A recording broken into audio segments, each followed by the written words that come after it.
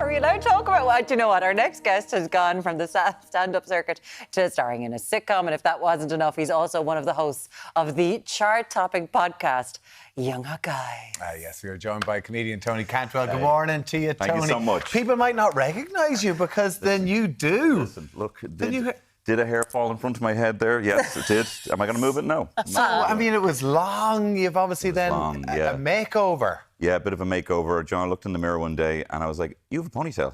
What's going on? Why didn't anyone tell me that I had a ponytail for 10 years? We're friends. Why didn't you tell me I had a ponytail? You've had a ponytail forever. I've never known you without long hair. I know. I want to ask, what's the reaction been like, most importantly, from your lovely wife? My lovely wife, it's been very strong. It's she keeps kind of like looking at me like she's not supposed to be looking at me, and I love it. She keeps telling friends like, look, 10 out of 10, one would recommend new husband. It's great. You know. Right. Now, there is one person in Ireland that we discuss as having the best hair in Ireland, and that is Darren Kennedy. Okay, yes. He has got incredible hair. A competition. I'm not joking. There's Darren. Darren, oh my God, his hair. Tony. No. Tony. Wow. Oh, he's got the most incredible No, hair. that's not his hair. That's the collar. That's the Look at you. Listen, thank you so much. I think we have a hair off amongst the Irish lads. I think, look, this is what's great, because I always had nice hair, but I had it tied up and it was all getting all scraggly and stuff like that. And you know, when you get to my age, 37, do you know what I mean? You have to like start flexing at the other attributes that you have, like a chin and hair. And hair. Yes. It's working for you. know. Okay, I love it. so it's not the only thing that's been cut in Okay, we'll talk about this. in the last 2 weeks. This is what we were having a little giggle about before. You've also went and had downstairs a job down. Yeah, I had It's not just. I had a vasectomy. It's not the hair down there. You had a vasectomy done. No wonder your wife is so happy. You've become the ideal man. She's delighted. I mean, like, yes, was it maybe is it my version of a Britney Spears cry for help, cutting my hair, getting a vasectomy? I don't know. It's just it's the only thing I could change. Got the vasectomy done, and John had a very weird experience where the guy said, I'll say it now. He was like, I'm going to pay you a weird compliment here. And I was like, okay, what is it? And the name of the duct is called like the vas deferens, right? And he goes, you have you have a particularly large vas deferens. And I was like, oh, thanks very much. And then I made the joke, so would you say there's a vast difference between me and the rest of the lads? And he didn't laugh at all, actually. He didn't laugh. No crack. What did the doctor say? He didn't laugh at that. He didn't laugh at that. I mean, it wasn't just some random man who said that to you. No, he looked legit. I mean, he met me outside the clinic. But he was wearing a coat, so I'm sure it was legit. It's your post-op inspection. Yeah. But is it good to have a large vas deferens? I don't know. I mean, I was trying to figure out whether it made me, more fertile, and he said, I cannot confirm. I didn't get a compliment about anything very large whenever it happened to me, but I did. My only memory of getting that done, it's not like people talk about the snip. It's not. It's a burn. It's like a burn. They use like a laser or something. Well, what's wild is they'll bring you in on the website where it's like no scalpel, great, no needles, amazing, and then it's just, but we are going to burn you open, and you don't feel anything, but you do smell burning flesh, which is so cool. Odd. It's odd. Yeah. I have a feeling we need to do a whole segment on vasectomies. Yeah. On our, I didn't Weirdly, know any the most of that. painful thing is they spray on this kind of numbing spray, but it comes out so fast. It comes out kind of like, and it was like, ow! I was like, oh, well, we might have to put a bit more on you. And I'm like, I hope that's numbing spray. Could be any number. Could be any number of You don't things. know, again. Deodorant picked up the wrong one. Stop letting the lad from outside come in. Bang, a to Lynx your Africa operation. coming off that. So, in your podcast, Yes. which is chart-topping, makes me so happy. We were talking about the happiness index earlier on, and we're 15th in the world. I think that's because Wow. of your podcast. Thank you so much. Alone, it Thank is you. so joyful. Yeah. Yourself, Cillian Sunderman, and Shane Dan Byrne, of course. You will be chatting. You will be chatting about all of these things. The hair was a big thing on the last We one. did. We made it a big deal, and I felt so bad because Cillian had also got a haircut, but no one really gave a nobody crap. noticed. You know. He's gotten enough attention over his hair for He's the gotten years. up. He's been talking about it. You know, he's like, you know, he saw a PJ and I'm grandmam, and he's like, I want to get a mullet. I'm going to grow my mullet. And there was like a week by week, is it looking a bit more like PJ's mullet? You know. So there's been enough talk of his hair. Thank you very much. Yeah, And, it's you know, your time to it's my shine. time to shine. Your hair is fantastic. Tell you us so much. about this new show, Bureau de Change. It's coming to the 3 Olympia. Is it around Eurovision? Yes, it is. I've always been, as a professional attention seeker, and tell you all this attention on my hair is amazing. I've always loved the Eurovision. I feel like it's like the World Cup of attention seekers. But I realised I didn't really have much musical talent to actually get into the Eurovision, so we set up our own. And I was also really annoyed at like the quality of some of the Irish acts that were being sent to the Eurovision over the last couple of years. Yeah. You know, like it's been 30 years since we've gotten this title of being Eurovision champions that we now share with Sweden.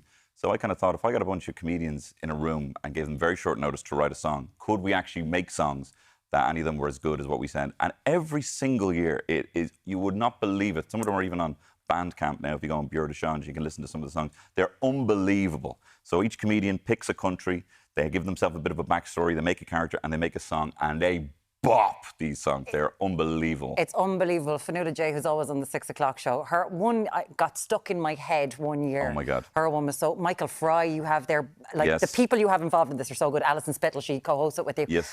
It started as a small thing. Yes, it did, yeah. And now you're in the Olympia. Yeah, we are. Yeah, we started off in the Sugar Club. Yeah. And yeah, it's amazing. And like it's the same stage David Bowie played. And, you know, Laurel and Hardy have been on that stage, you know. So it's going to come with some kind of, benchmark to hit. Yeah. But no doubt, it's going to be a lot bigger this year. We're going to add a lot more multimedia and stuff to it. Oh, well, are you? Like, because the stage is big as well. Yeah. But obviously, you're trying to put on your own Eurovision. Yeah. Yeah. I mean, we see the budgets. We're not allowed to win the Eurovision Yes, anymore. That's why famously, the acts are going, because it costs too much money. Yeah. But you're going to do it in the Olympia. Yes. Does everybody have their own sets? Is it costumes? Is it like when you say backstory? It's mostly costumes. I tell you get a lot out of a projector. Okay. You get a lot out of a projector and lights.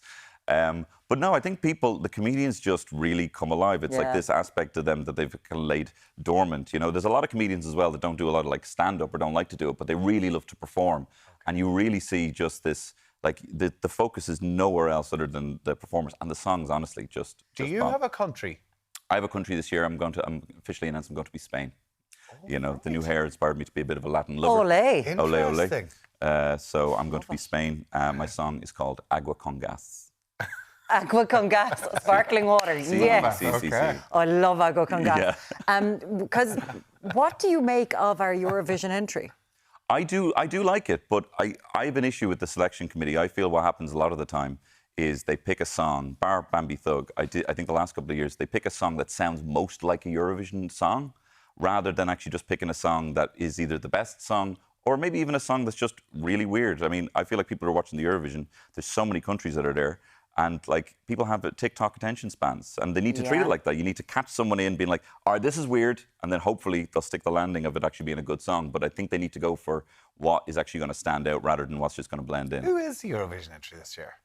The song is about Laika the dog. Remember, she's from What's Norway. The woman from Norway. That's right, who only landed in Dublin. That you were very happy about. Very happy about. Well done. Go Ireland. Agua con gas. I prefer to see that on it. Yeah, We'll have that. The Bureau de Change Song Contest. It's on the 9th of May in the 3 Olympia. So many people are going to be there. It is the best laugh, honestly. Great lineup. It's such it's serious. a good lineup. Yeah. But with all this, right, because, you know, when you go out and you're doing your thing, and, you know, you've been on the stage for a very long time, you come up with very interesting things to talk about. Sure. You had the ADHD diagnosis. Yes, I did, yeah. You got it? I did. I got it. Finally got it. I got it at about 2 years ago. And yeah, it was crazy. I mean, I always kind of thought that I did. And, you know, I actually had people message me in on my podcast being like, I think you have ADHD because you never finish what you're talking about. You leave these open loops and they're driving me mad. And then I went in and the guy was like, yeah, you know, you do have ADHD. And even looking back and like, I could never really focus in school and like swimming lessons, like I didn't even get out of the pool. You know, I could never actually like focus on these things. Has it made a difference being given the label of ADHD? Yeah, I mean, I suppose I'm a bit more forgiving of the things that I know I can't do particularly well. Like I'm very bad, like with time blindness. Like I have to be there sometimes. Like I have to pick up the kids in half an hour, and I'll sit down to put together an IKEA flat pack.